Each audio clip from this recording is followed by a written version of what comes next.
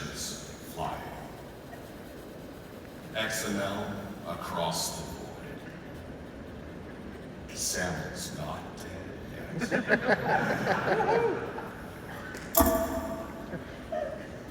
The red team went home. Then who is still attacking? The blue team turned red.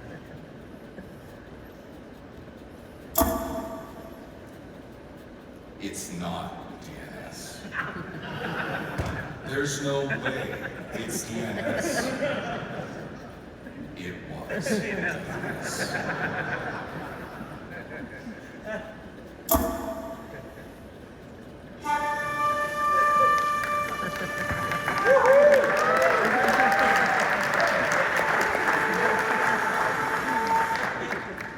Ladies and gentlemen, please welcome back to the stage, Andy Hindle.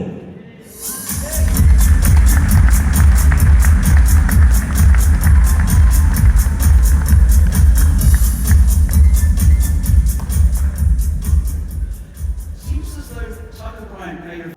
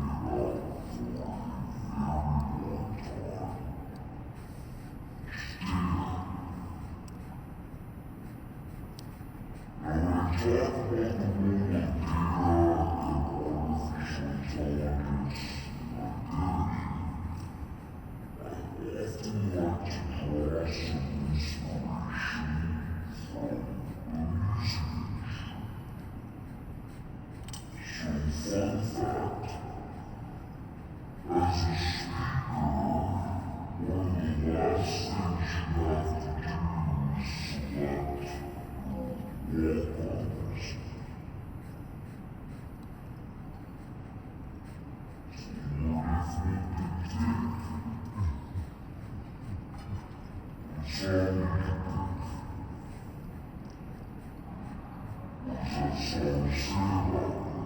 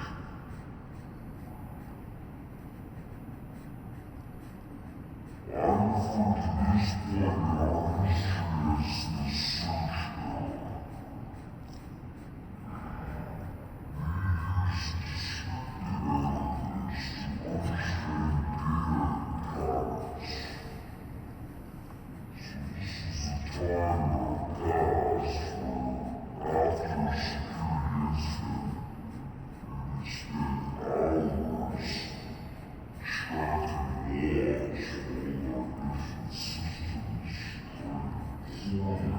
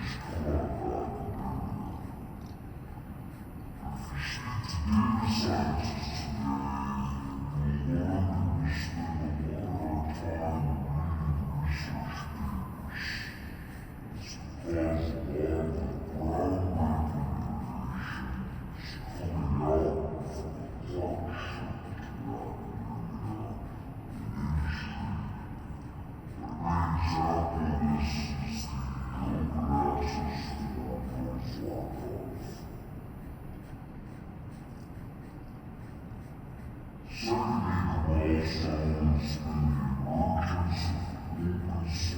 year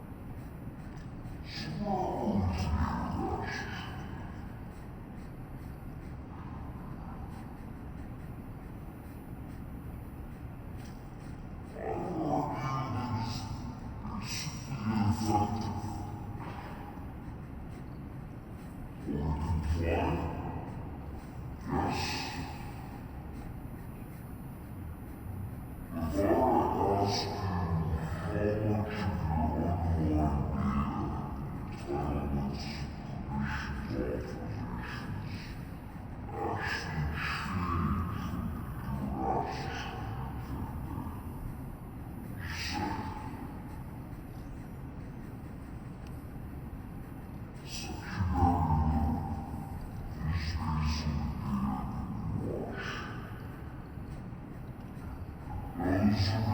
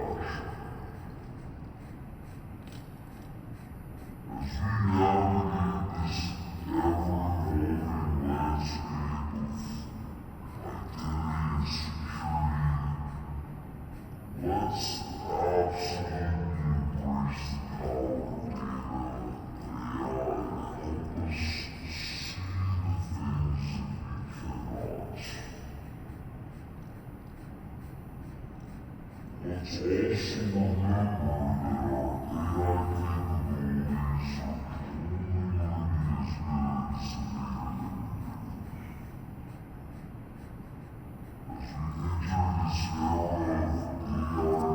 produce. As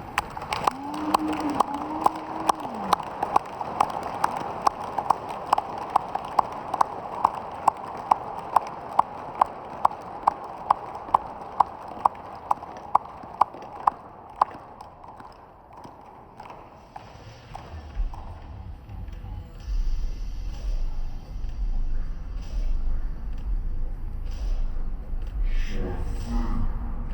enter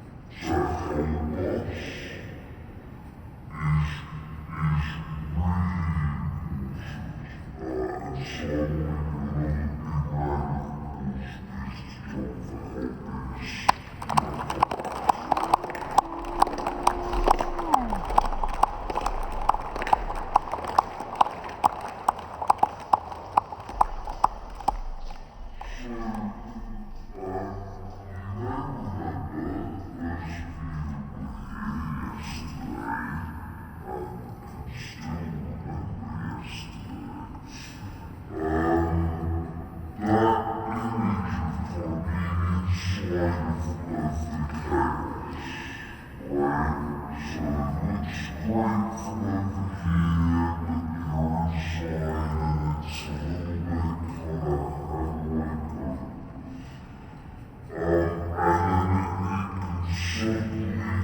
of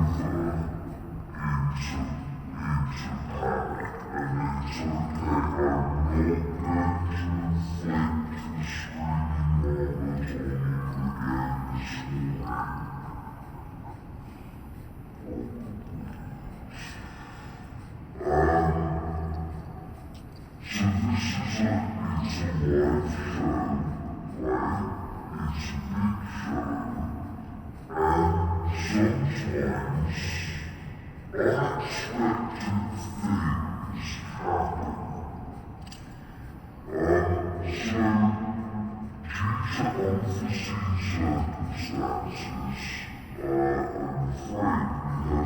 best,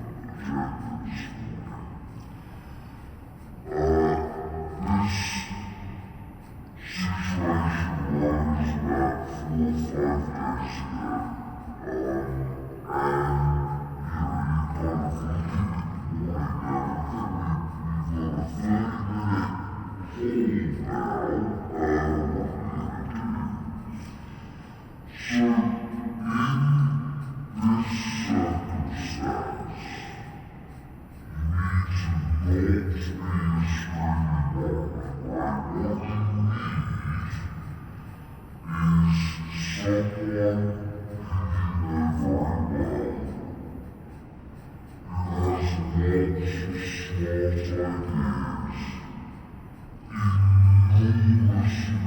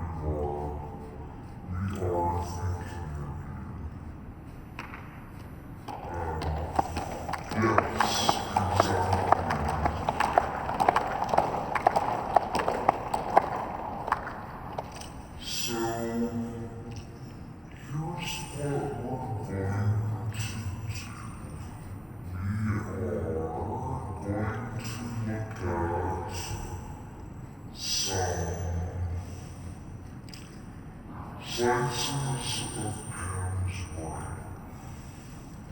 Now there's a lot going on in there, some of which is a little crazy. I spent a lot of time thinking about standards, obviously, because that's my day job, a lot of the sample and skin and all that fun stuff. But I also spent a lot of time thinking about trends in the identity industry. And the conversation I had with Andy in the last few days was around what are some of the trends that maybe aren't so obvious, that maybe you have to be higher up to really see and understand. And maybe these trends will be useful to you. Maybe you're going to hate them. Maybe you're going to look at them and say, that's the dumbest thing I've ever heard. Either way, if we're looking at a success criteria for today, my success criteria is to get you to talk about how you feel about these trends. Are they good? Are they bad? Are they terrifying?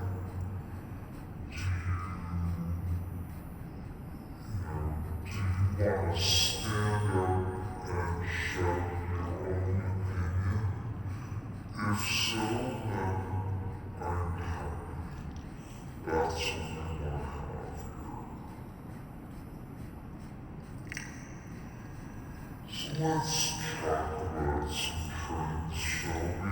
Here's the first one. Shared security context. Now, you might be thinking about something called shared signals. Shared signals is a standards-based way to send tokens around, and it's very useful, and there are talks on shared signals here. But although shared signals are an example of shared security context, we up-level it, we step up a few levels, and think about all the ways in which we are all sharing security context right now. There's a heck of a lot more going on. So, we are in a world where we have multiple domains in many of our digital states, multiple clouds, multiple devices, and we are trying to secure all of this. We're trying to enforce central policy, or at least aligned policy along all of these lines. So how do we do that? Well, we try to share all of the little bits of information about everything that all of these systems know in order to come up with a holistic view of what's happening in the digital estate. Well, that's, first of all, very difficult. Second of all, a lot of it historically has been proprietary.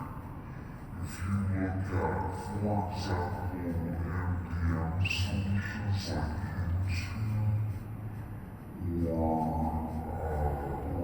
AirWatch, those are systems that manage your devices and do so in a very encapsulated way.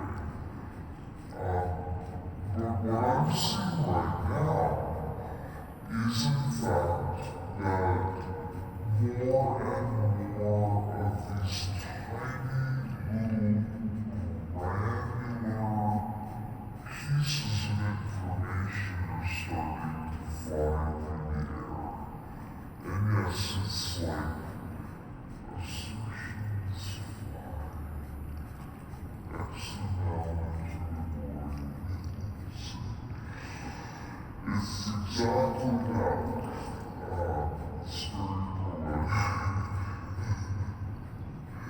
So, what are these little tiny pieces of information that we're talking about? And is there some dots we can connect between all these different things that are happening? Well, let me give you an example of something called, I would call an attestation. There are lots of words for these, so you can choose the word that you like. But here's the example of one small tiny unit of context.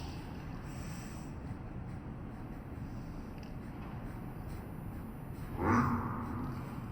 This little piece of information here tells you something about my context. It tells you that I might have a niece and nephew somewhere, and that they love me. And they love me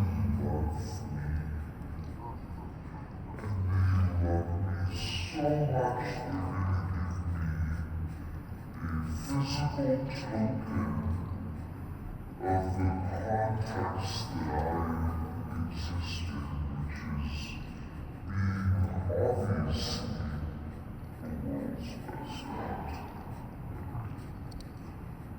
For monogamy, got that word. However, if you think about this, so I have a mug. The very presence of it on my desk is the context.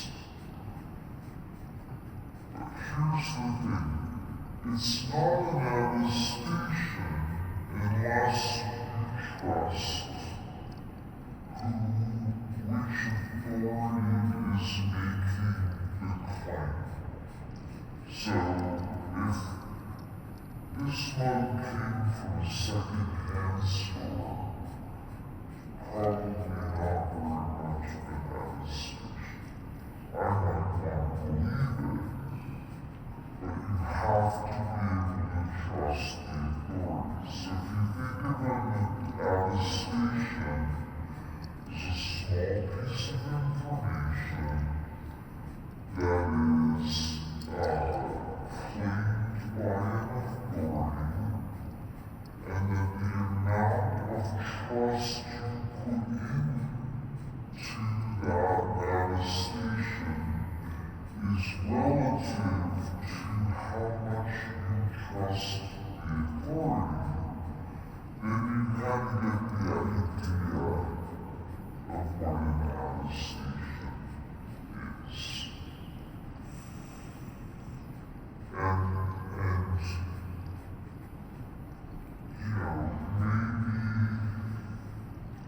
there's also some interesting context here if you realize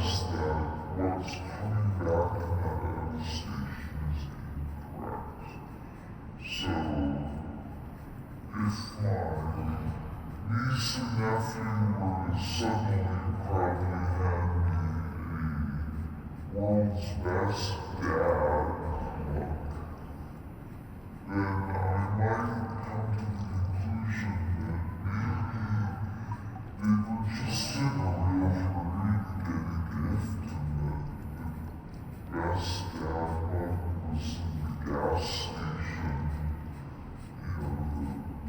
rejects me on the way here. So, really is a case of you need to understand what's being claimed, why it's being claimed, who's being claimed by, and how realistic that claim is. And then you assemble all these little pieces of information, and you get a view into what's happening. And the next question is why? Why do we care? Well, we care because attackers right now are looking for the seams. They're finding the dark places, and they're seeing the darkness. And so one domain knows that something is true and another domain doesn't know it, then that differential in understanding is something that attackers can actually work on. Not for better, shall we say. Right. So, there's just a little,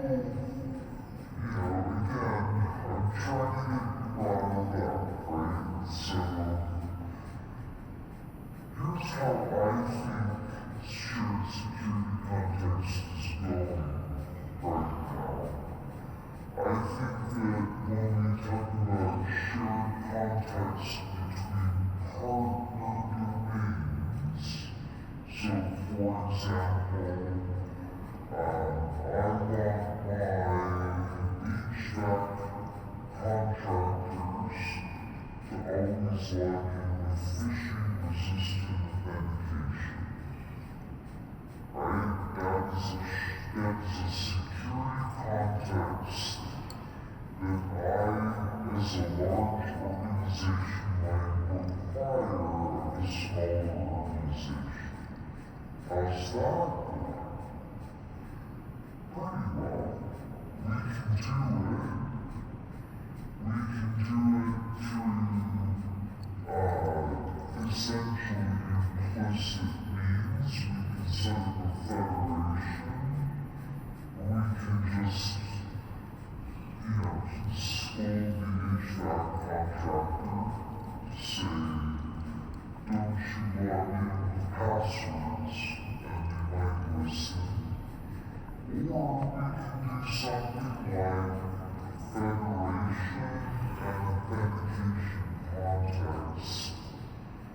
There's issues with that, right? It's not perfect either, and that's actually subject to my talk later today, the one that I knew I was giving.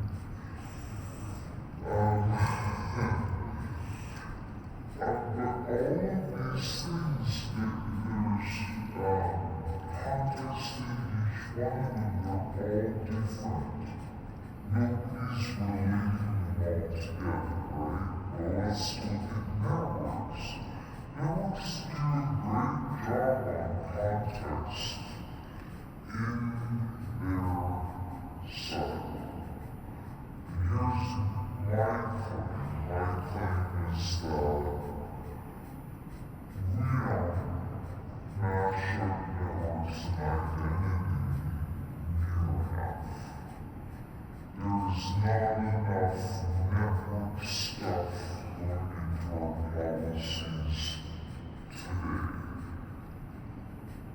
And that's unfortunate, right? We should be taking all of that richness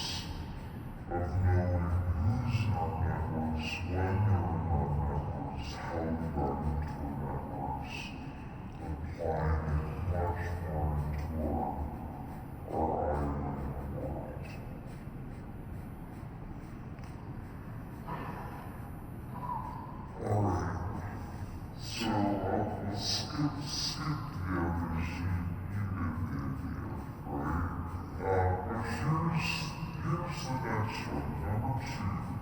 Takeover resistance. Does anyone know what that means? No, because I just made it up. I just made it up.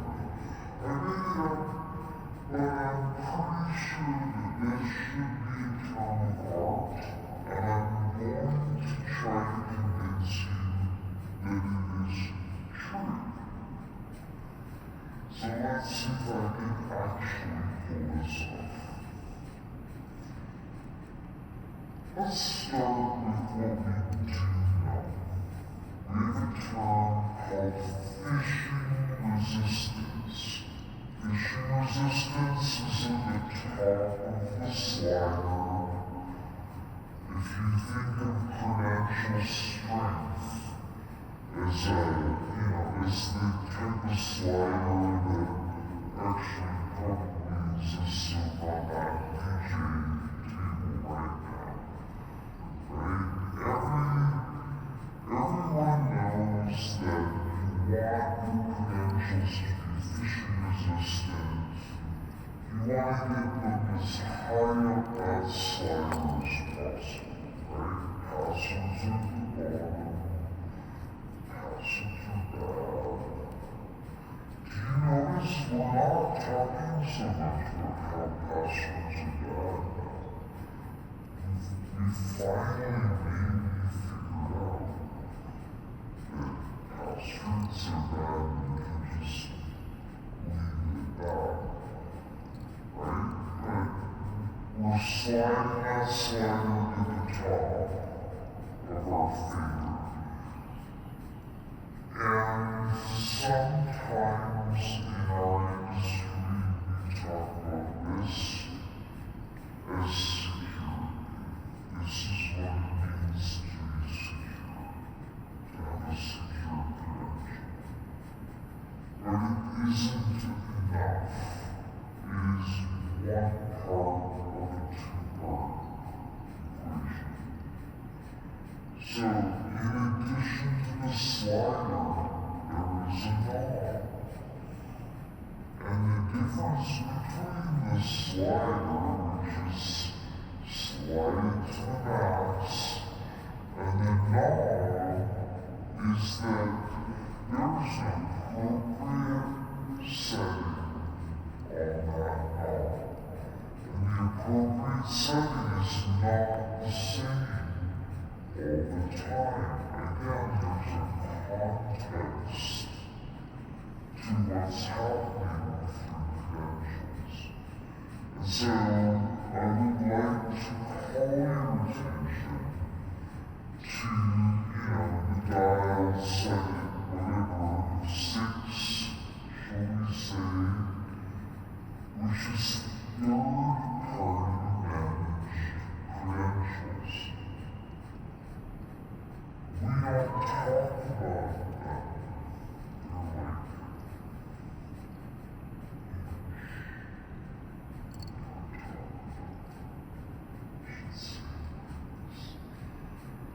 we don't talk about password managers in enterprise identity. Why? Because they are out of the control of the organization. They are controlled by users. They are amazing. If you have to choose between a password on a sticky and a monitor and somebody using a password manager and having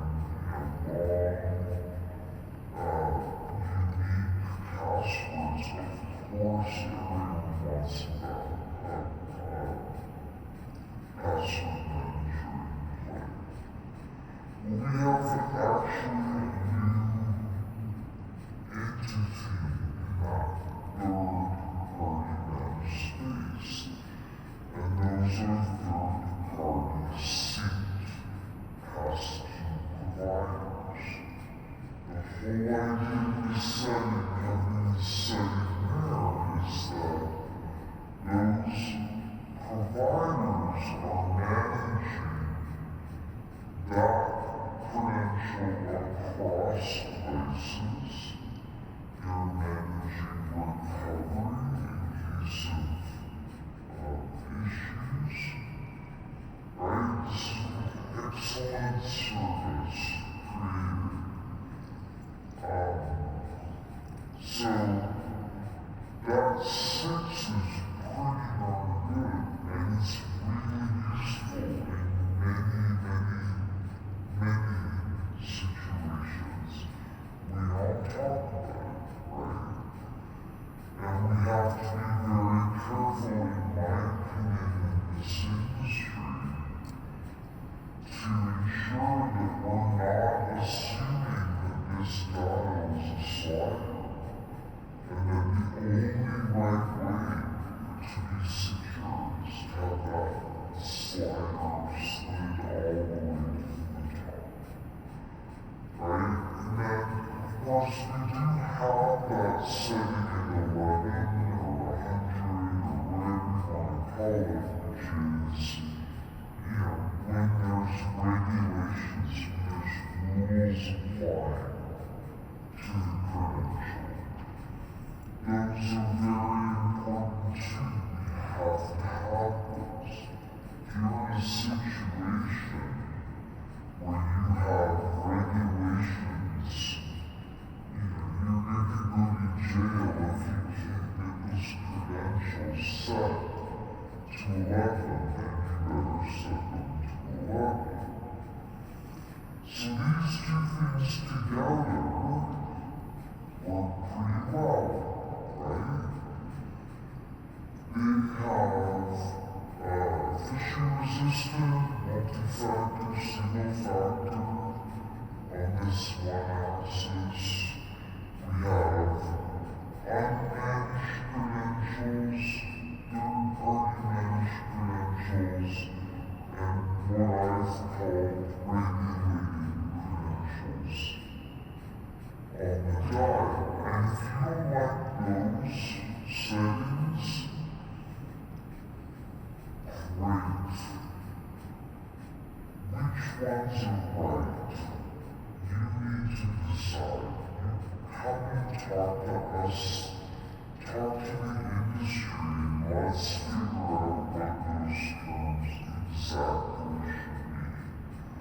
Now, we might want to apply, everyone loves abbreviations in IAM, am I right? So, let's review.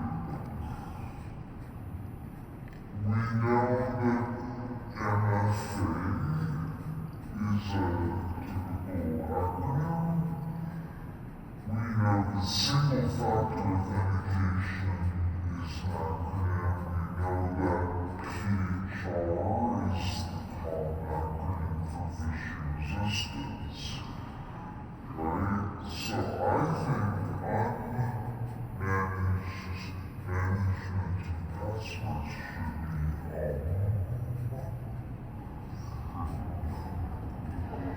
It's perfect.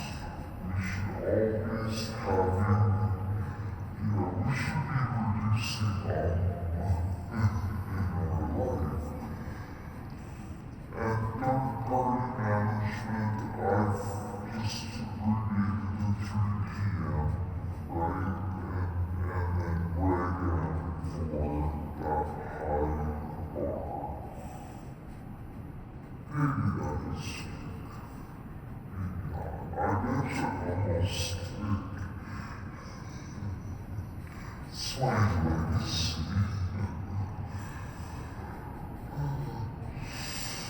But here's the thing. At the end of the day, you've multiple credentials. Almost everyone has multiple credentials in any given account. So what you're managing is not just one phishing-resistant credential. It's not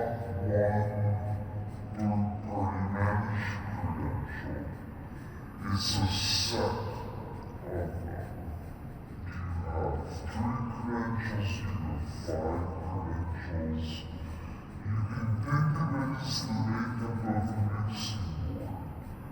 And you're sliding the sliders and you're turning the knobs until you get a full picture of what the security protection quality is of your account.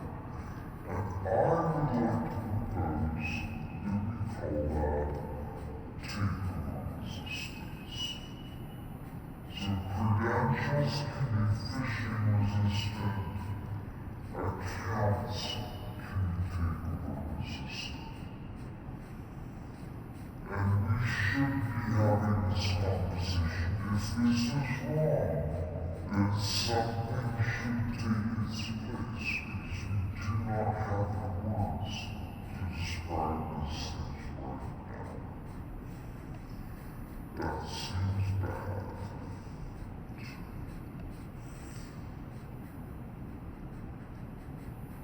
Alright, going on to number 3. How are we doing there? Oh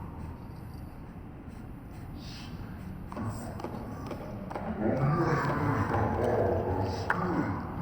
Right, if I get in trouble with any of this, I'm just gonna start dancing like you want. You'll be shocked and amazed and forget that I know what I'm doing. Alright, so number 3 is a big one, and a really, really important one for us now. And that is secure by design. If you have seen the white paper from CISA, and I don't know if Bob is here. If he's here, his job. CISA is really pushing this. CISA is the Cybersecurity Infrastructure Security Agency.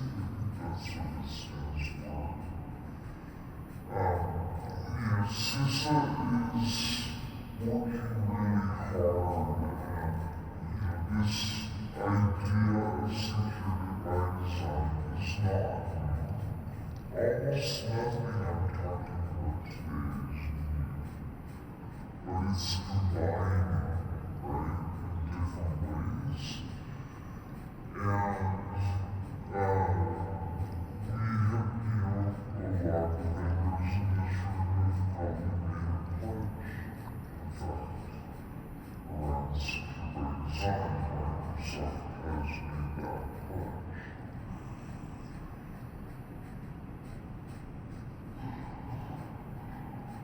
But how real is it? How real is it? Is it a lofty goal made from above, or is it an imperative coming from below? The only way you can answer that question, I think, is are you an optimist or are you a pessimist? Is this glass half full or is this glass half empty? Because there is water in the glass, and frankly, all of us should be pretty darn happy about the fact that there is water in that glass. This is really hard work for me. It's not simple. It's not, there is no easy answer. As much as people like me can get up and say, anyone a thing, you all know the consequences of that. There are consequences of these secure by design choices. And so the question is,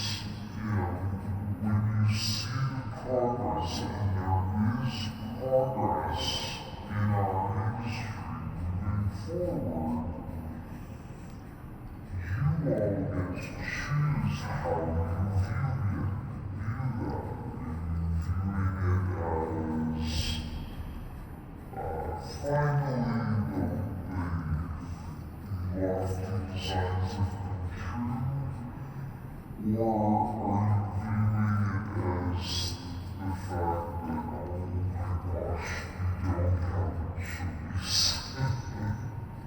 We are being pushed. We're being pushed into this, and here we are. And we might as well celebrate. So, let's just talk about what's real today. This is not very long ago. I can't read the date on there.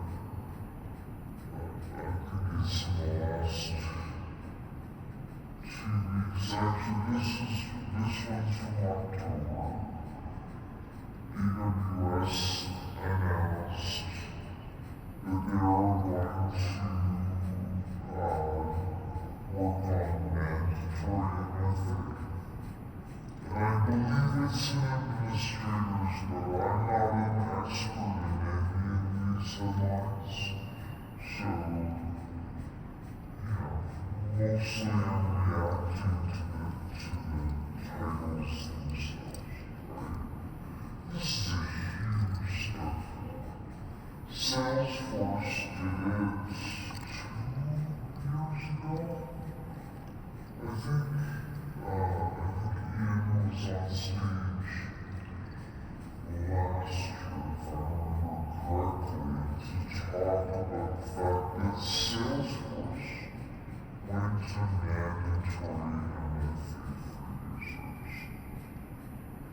This is secure by design, being implemented, right? The new steady state is that at least administrators are always doing MFA.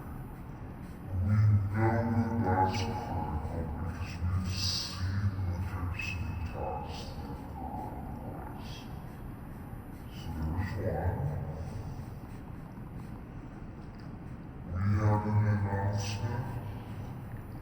Azure, for any of our portals, for command line interface,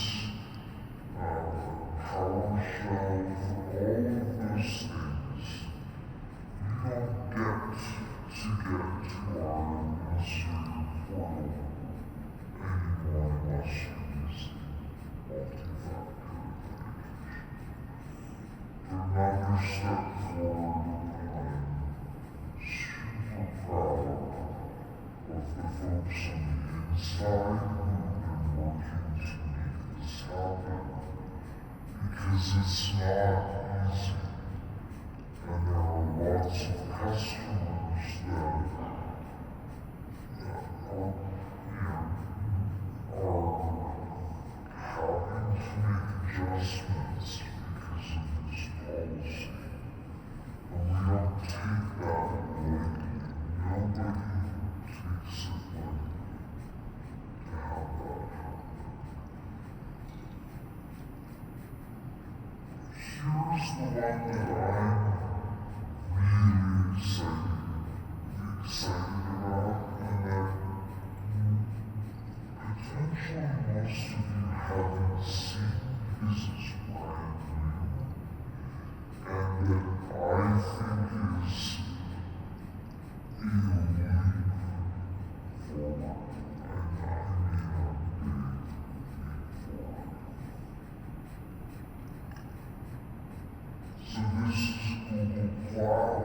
Google Cloud has announced that if they detect a compromised service key,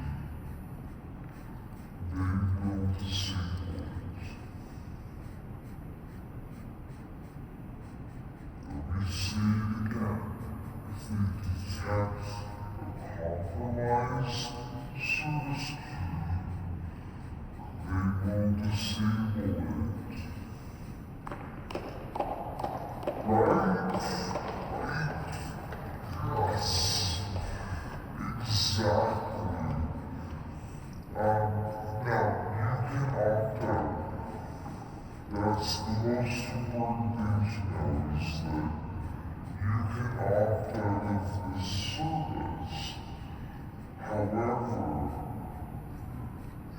this some amazing advancements. First of all, this is workload, non-human, service account identity, whatever you want to call it. This is folks realizing that a service key left unchecked can be detrimental, can involve, can be an entire breach all by itself. So that is a huge step and a scary step both at the same time. It is secure by design, is exactly what we're talking about. But there are consequences to all of these announcements that we have to respect and take into account.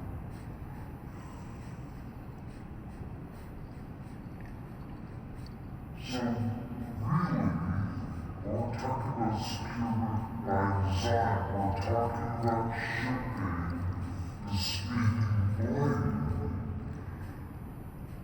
and then telling you not to cut yourself. That's the whole idea.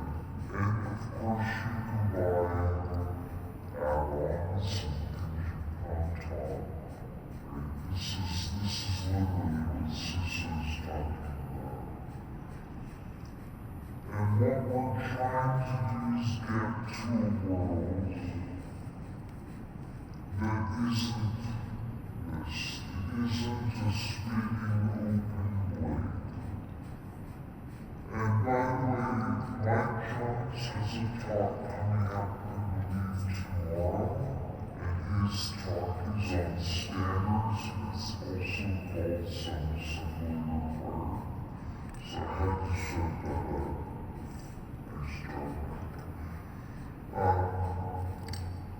But here we are, right? We literally operate the spinning blade. That's what we do.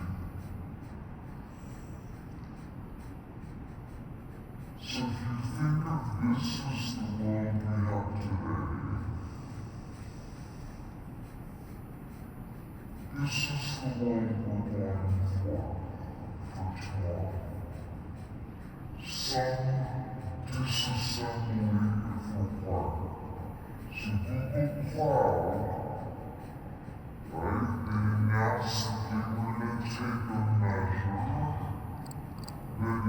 that is going to make people more secure in the long term. And they have given you the option to opt out. So this ships with a guard meant to keep you from getting injured. If you have to take that guard off, you can, and you should be able to. There are cases where you cannot accomplish your task with this guard attached to that saw. So if you think of it that way, that's where we're going. Some disassembly, if desired. What it means is that for all of those companies who are maybe smaller, they're not the big crazy companies with big crazy security budgets. They can be looking at all the bells and whistles to hold on. Now, those folks are going to get security updates immediately. They're going to updates when necessary. And those who are sophisticated enough to know that they have a use case where those security guardrails are not applied, they're the ones who are going to know how to disassemble guardrails in order to conform. So that's the whole idea of it, but let's be honest. This is a process. We have to think this through. If you actually look through the idea of a service key getting breached, the credential being revoked, then what happens the next time that authentication needs to occur for that service? It dies.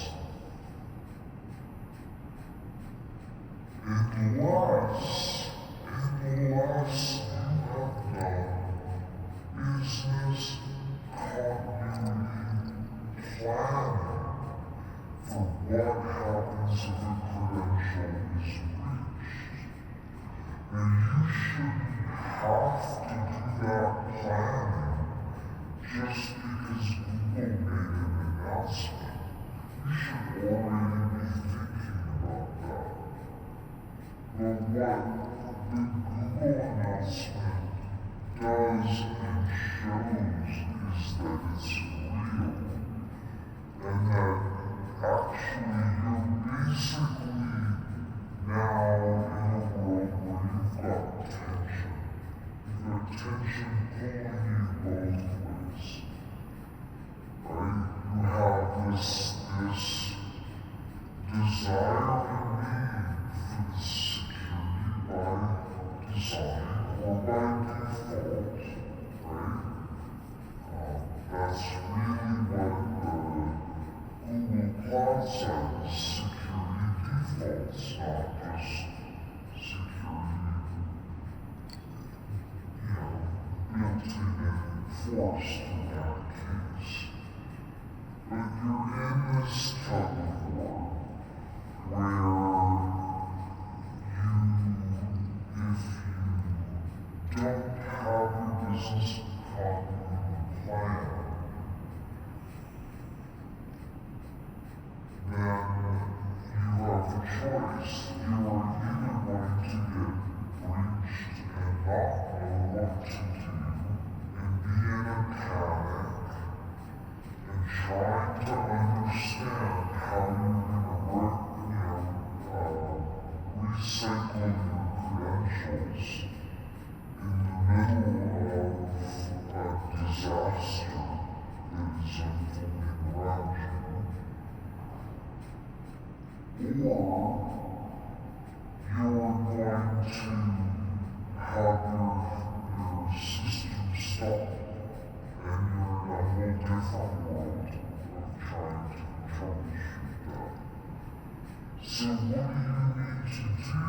You need to understand where every credential impacts the business, because they are getting breached. They are getting breached. I don't think anyone would disagree with me there. They are getting breached. So every single one of these things, your dependencies on your libraries, whatever sits underneath, you have to be looking at those credentials, because this is this credential, the service credential is breached, and you're not paying attention, what are they going to do next? They're going to go do the things that service credential enables. And now you've got this cascading impact of how your services are being used against you. So, there is no answer here. There's no right answer. There is only preparedness and a concept that, assume reach is real. It's truly real. It's not a fancy, optimistic slogan. It is the reality of where we are right now. And so if you don't think you have that, if you don't think that your service could handle a security key being pulled, then you have some stuff to do. I know I do. Alright. So those are my three things to think about. They may not be the three things that you would have done if you came up here, but I would love to know what those three things are, what they would have been. If any of this came across as absolutely ridiculous, why is this insane person even up here? You could be asking that question anyway. Let's be real. But the bottom line is, our discourse in identity has slowed. I really strongly feel this. I know that there are people who are trying to kick it back up. I think it's happening on LinkedIn. There's also a whole bunch of new blogs that are coming out. And by the way, Andy Hindle has a great blog. He's been writing about something, about the concept of continuous identity. So I really recommend that you go see it. But really, we need to pick up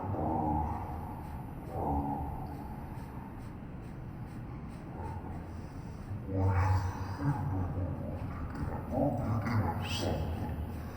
We need to start blogging. We need to start replying to each other's blogs. We need to start discussing this next generation of what happens. Because we are the only ones who can do it. We know these consequences better than anyone else. And then the other piece is just to keep in mind this concept of appropriate settings. We don't have to be 100% perfectly, every novel missile every single time, but gosh, we should know what we have, why we have it, why we set it there, and what the consequences are when that setting is not right or not enough.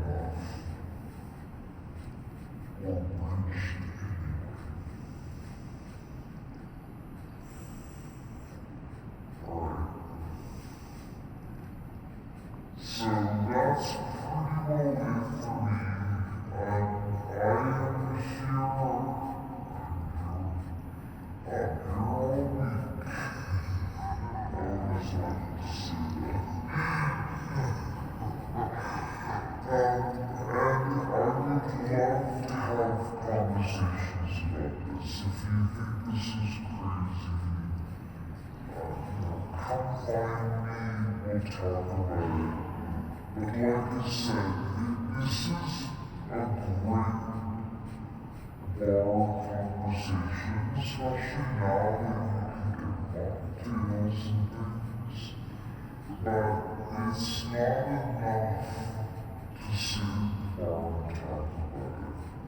It has to be a broader conversation with all of us involved. And so with that, I will say thank you for spending 30 minutes with me. I hope it worked out okay. And I guess we'll find out afterwards.